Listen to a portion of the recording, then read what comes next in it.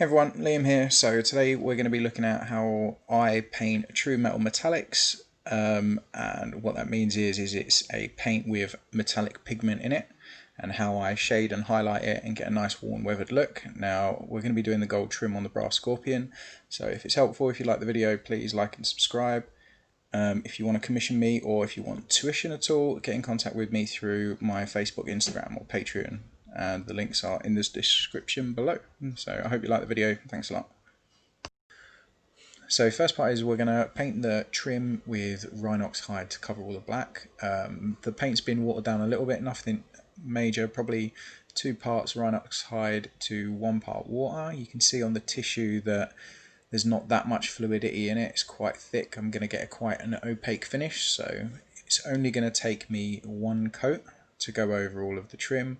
Now it's not really very exciting, so you're not going to need to see all this, so I'm going to speed up this whole process, but if you at least get to see it on screen, you can see how I'm using my brush. Most of the time when I'm doing this, I'm using the side of my brush and just running it along the trim, and the tip of the brush is nearly always facing the red when I can, because what happens is as you put pressure on the brush, the tip will lift up and away from the red, so that's going to be the easiest way to make sure that you avoid hitting the red paint. You're effectively bending your brush upwards and moving the tip away from the red.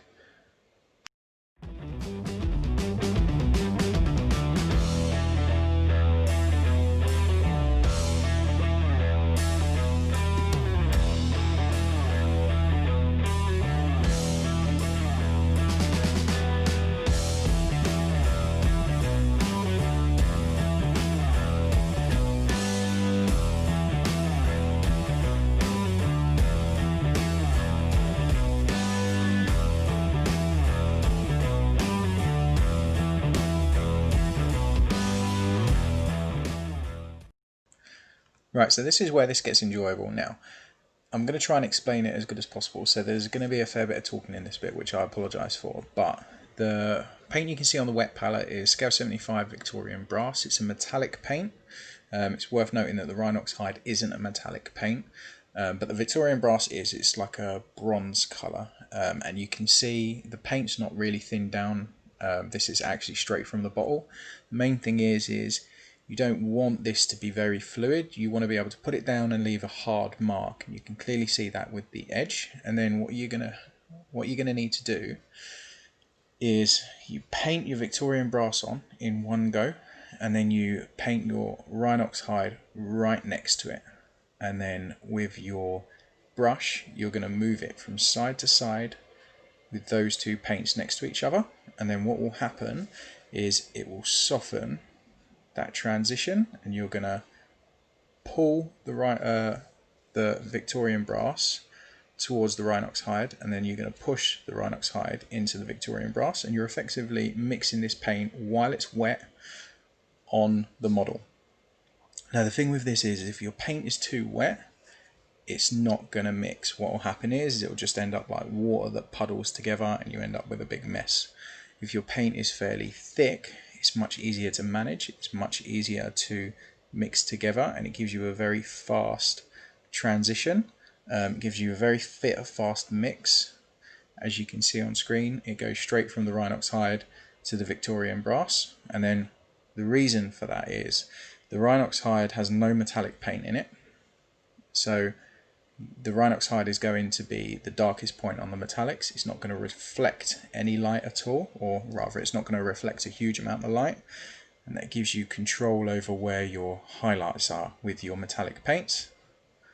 And you can see it once again just using that side to side brush stroke to mix these 2 points. It's also worth noting the Victorian Brass, I've started that first placement for the Victorian Brass, I've placed that right next to the brightest point in the red, because that's going to be the brightest point on this particular armor panel. So, and we'll make it even brighter with the next layer of paint. So what we're doing now is you've started with your first area, and then you're going to effectively go light, dark, light, dark, light, dark all the way around. So you're going to go from your Victorian Brass to your Rhinox Hide, and then you're going to go to your Victorian brass again. You're just going to pick points that make sense to your eyes or just look good. You haven't got to be really careful about it. This is a large model, so whatever looks cool, don't worry about realism. I would argue personally that True Metal Metalics aren't the most realistic paints, but that's a conversation for another day. So again, you're going to see it putting down that Victorian brass. It's a really hard mark, and then Rhinox Hide goes next to it, and then I'm just going to work those two colours together. And this is how you can get a very fast transition. You can do it very quickly in a very short area. The thing is as well is you can get a very smooth transition with this as well, but I don't actually want that. Remember, these armour panels that we're going for, we're going to end up with a very worn, battered look.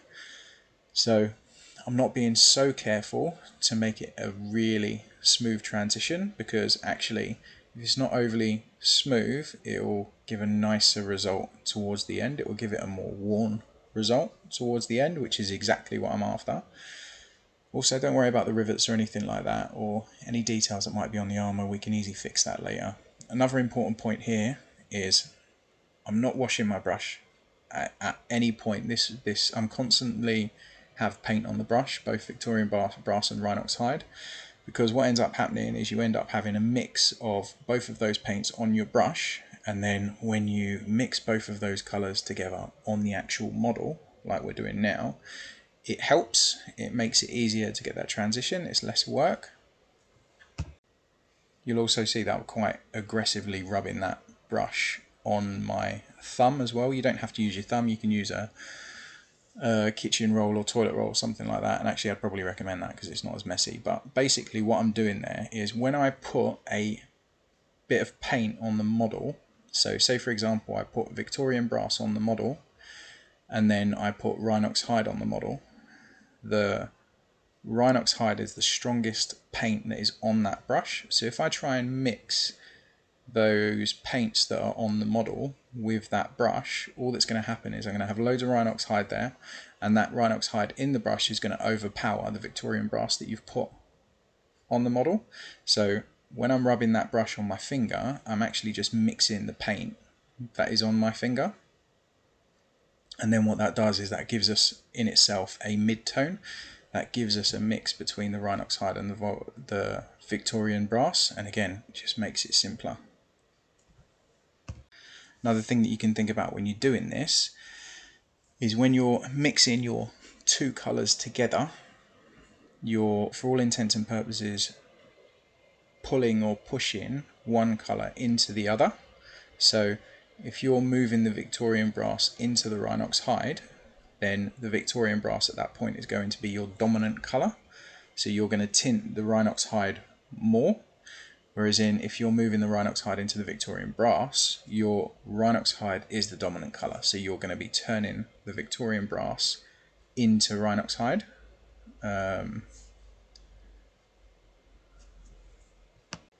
It's quite hard to explain, but I'm hoping it's making sense. So for all intents and purposes, basically what you've got to do is place one colour next to the other. In this case, you're placing Victorian brass next to Rhinox Hide, and then you're having your brush and moving it from side to side, and you're mixing those two paints together to the point that you're softening that transition, and then that will give you a very short, fast blend. So, and what I mean by that is it will turn from Rhinox Hide to Victorian brass in a very short area, in a very short space, and by the end of it that will give you something which kind of looks like a more controlled metallic finish. Because the idea of this is, my personal frustration with metallic paints is you can't control where your brightest point is and your darkest point is, because they have metallic paints in them. You're always going to have a reflection at some point, and sometimes that reflection doesn't make sense because it could, depending on how you turn your model, it could be in exactly the same place as a shadow with the rest of your paintwork, and it can look odd. and I'm not a fan of it. And it's also very difficult to take pictures of models with metallic paints, because obviously when you take pictures of models you want lots of light to get a really good reflection of what your model actually looks like. And as soon as you do that, it gives you some really quite weird light placements in your pictures, and it can be really difficult to get a nice picture of models with true metal metallics, especially display pieces, which is why a lot of painters like non-metal metallics, me included. But it's personal preference. There is no better, just different. So you can see I've worked all the way around the model.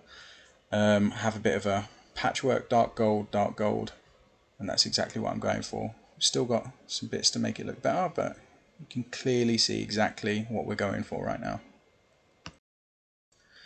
So next up we have Scale 75 Moonstone Alchemy. This is a kind of a mix between a silver and a gold. What we're going to do, we want this quite thin though, because I'm not going to wet blend this, which is kind of what I've done with the bronze and the Rhinox Hide. All I'm going to do is just paint this over it. So I've added some water. You can see on screen how much I've added, but I think it's probably 2 parts water to 1 part Moonstone Alchemy. These are Scale 75 metallics, and the reason for that is their metallic flakes are quite small, which work for me. I quite like it. You can see how transparent and how fluid it is on the wet palette, and you're also going to see on the kitchen roll here. So you can see that does paint disperses a fair bit, so there's quite a lot of fluidity there. And you want a mix. You want a good fluidity, but you still want enough coverage to actually make a mark. So just something to think about. Again, it's better to be too thin, because if you're too thin you can just do multiple layers. If you're too thick, then potentially you're going to leave a really harsh mark, and it's a bit harder to fix. It's not overly difficult to fix, but if you're inexperienced it can be quite challenging. So too thin is always better. When you're doing this, make sure you don't have a lot of paint on. So test your brush stroke. I'm going to say this in every video. Use something, either a kitchen roll or your finger. I use my thumb, where you run your brush along your thumb or your kitchen roll and twist that brush at the same time. That will restore the point. It will get rid of any excess paint. And you can also just run the brush along your finger or your kitchen roll and just see what sort of mark it's going to make, because if you test what mark you're going to make off the model, you know what it's going to do on the model, and there's less chance of you doing something you're going to regret.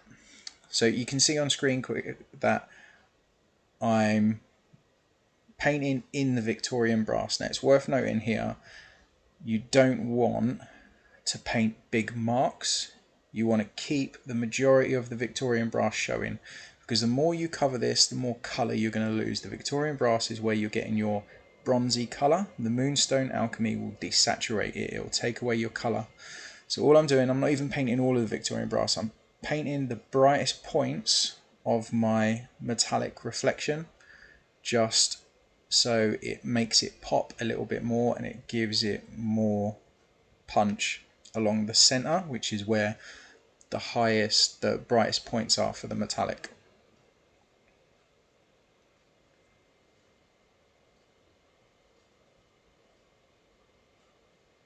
Here we go, and you can clearly see the difference along the center. Remember what I said, test your brush stroke.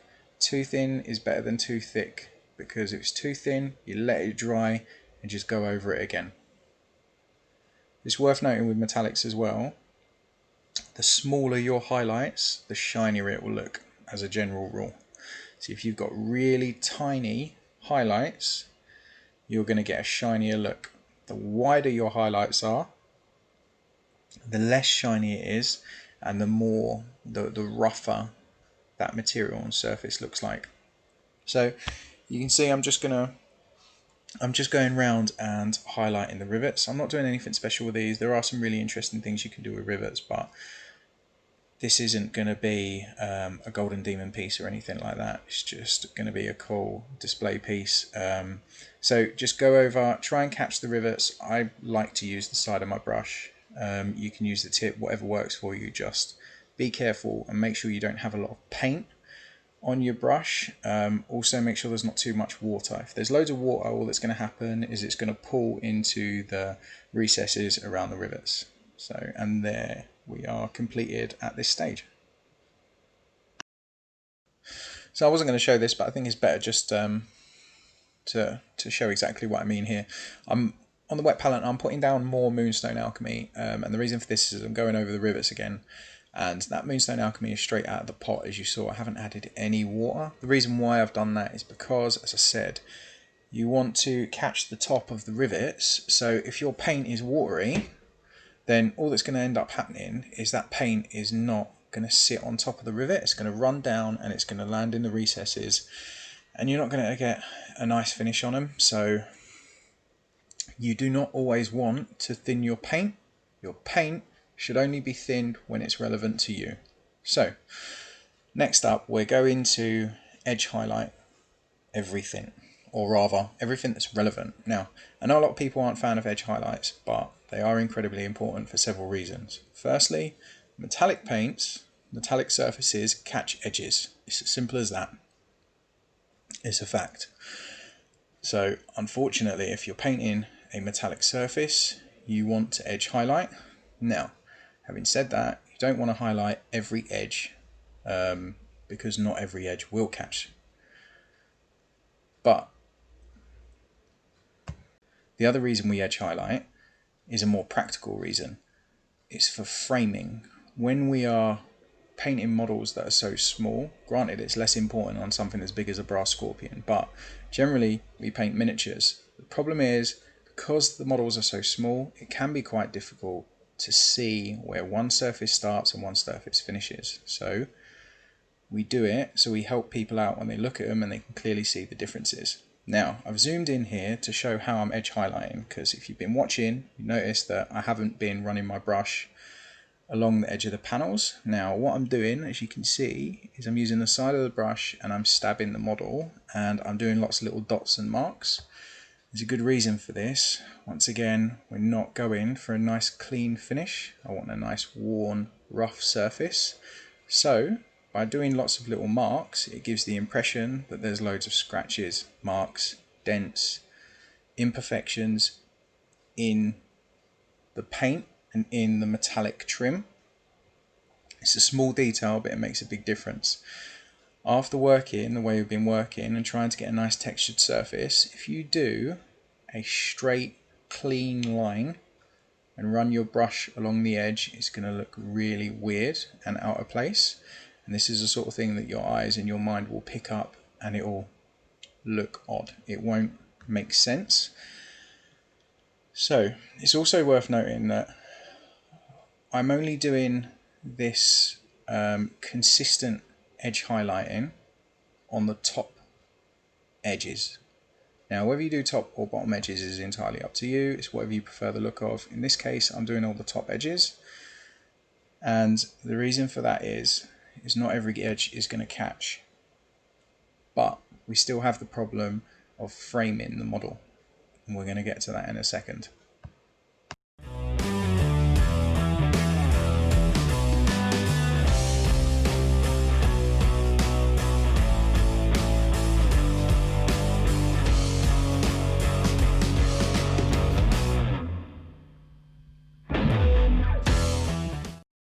So that's the edge highlights done, and you can clearly see now it's making sense. Edge highlights on metallics are a massively important detail for the end result, and you need to make sure that they're a priority. You need to make sure that you do put them in for a nice controlled finish. So next up, we're going to look at the next level of texture and damage. So as it stands, we have those worn edges. We've got some imperfections in the metallic through the blending, but we want to add some scratches and marks. Now, as you just saw on my finger, I've got Victorian brass on my paintbrush, and I'm rubbing off the excess, which you just saw, and then I'm twisting that brush and I'm pulling it. And the reason for that is I want the point. I want a really sharp point on this brush. And by testing it on your finger and seeing what mark you're going to use on your finger, any mistakes you make are going to be on your finger and not the model, and you're not going to cause problems. So when you look at what I'm doing on screen, at the moment I'm creating scratches. Now you just saw I didn't do a straight line, I'm painting with dots. My hand is doing a dotting motion even as I'm doing scratches, and the reason for that is even a scratch is generally not going to be a perfectly straight line. You want imperfection in everything in this case. So I'm doing a dotting motion, and it's the same. I'm looking at inside edges now as well. You notice I'm not doing lots of dots like I did when I edge highlighted the outside.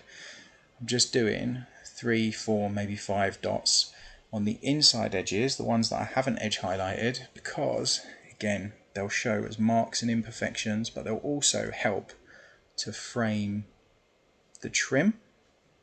So it's just little details like that.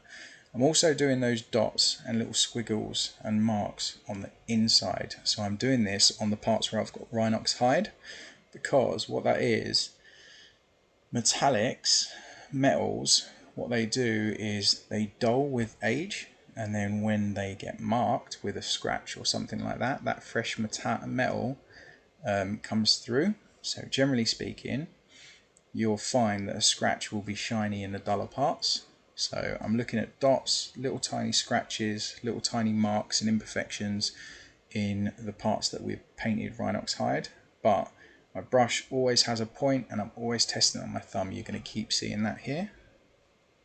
So just be really careful and don't paint everything the same way.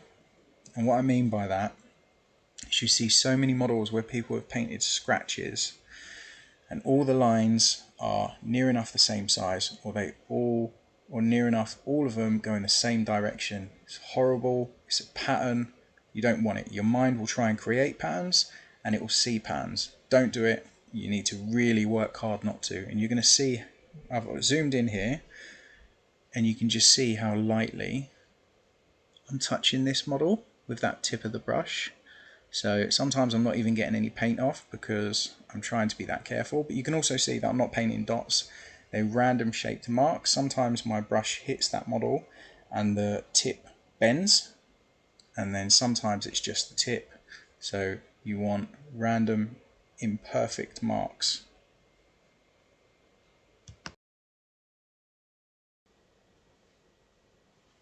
So next up we're going to do exactly the same thing. The difference is we're going to go straight to Moonstone Alchemy instead of the Victorian brass. And we're going to do this over the Victorian brass. So previously we were constantly working over the Rhinox Hide with the Victorian brass. This time we're going to be working over the Victorian brass sections with the Moonstone Alchemy. And we're just going to catch those edges and we're going to add some marks and imperfections to that trim. And then that means that we have the same level of weathering, framing, texture and interest in all of the trim, in all of the colours, in the shadows and the highlights. And that's really important because you need to have the same level of detail across the whole thing.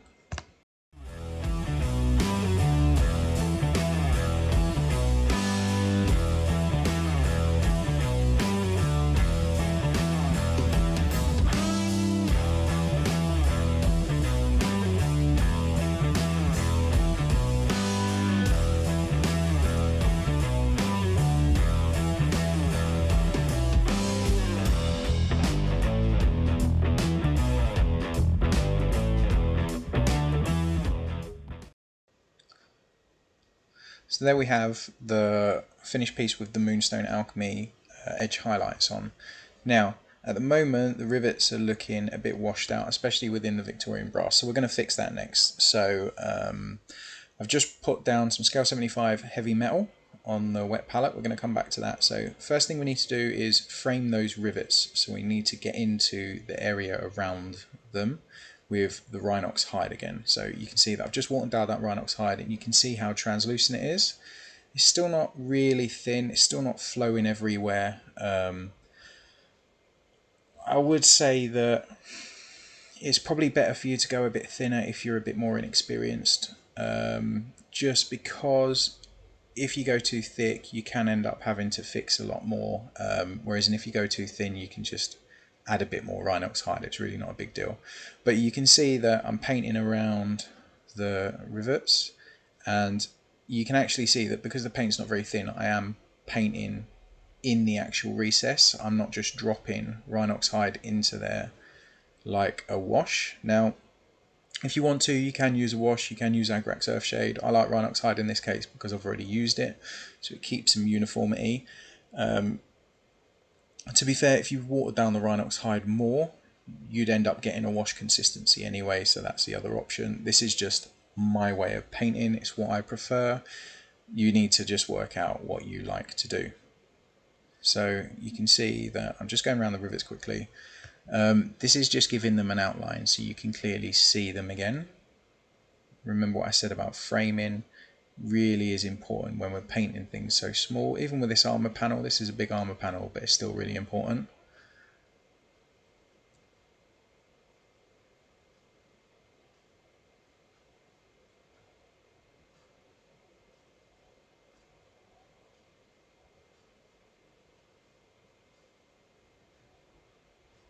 So next up you can see the huge blob of scale 75 heavy metal. Now I'm not really a fan of silver when it comes to doing bronze and gold and that sort of stuff, but it does make things pop, so I'm being really sparing with this. Really don't want a lot. You can see on screen that almost I put like 2 or 3 little dots in the points that I really want to be bright, because the reality is when you've got metallic paint, white hits it, it pretty much goes white. So you can see that the rivets in the bright areas, I'm putting a dot of heavy metal silver onto the rivets, and I'm also just pointing out the real tips. You can see on the corners of those, I'm just touching them with small dots with the tip of your brush. You don't just have to worry about the edges and that sort of stuff. You can use this and put it in the Victorian brass, because as long as the marks are small, again, it's just going to look like there's a scuff or a mark, sort of help with it. So you need to play with it a little bit, but it has the same problem as the Moonstone Alchemy. If you put too much on, all that's going to end up happening is you're going to lose your colour in that bronze, you're going to lose your saturation, and you'll end up with a very dull metallic. And you can just see that I'm going over, this is with the Moonstone Alchemy, I'm just quickly going over and putting a dot on all of the rivets in the shadow in the Rhinox Hide area, just because they do need to stand out as well. And that is the finished trim on this particular armour panel. Now you saw the whole brass scorpion at the beginning, so I'm not going to show you that, but I thought it'd be good to have a close-up of the armour panel with what we've painted so you can really see the details. You can see what I'm going for. The shadows do not reflect anywhere near as much light as the highlights because it's not a metallic paint. This is a mix between using True Metal Metalics and normal acrylic paints. There are other ways of doing it. There are different ways of doing it. There are no better ways. It's what you like. And it's the same with all of these videos. Do not copy what I'm doing.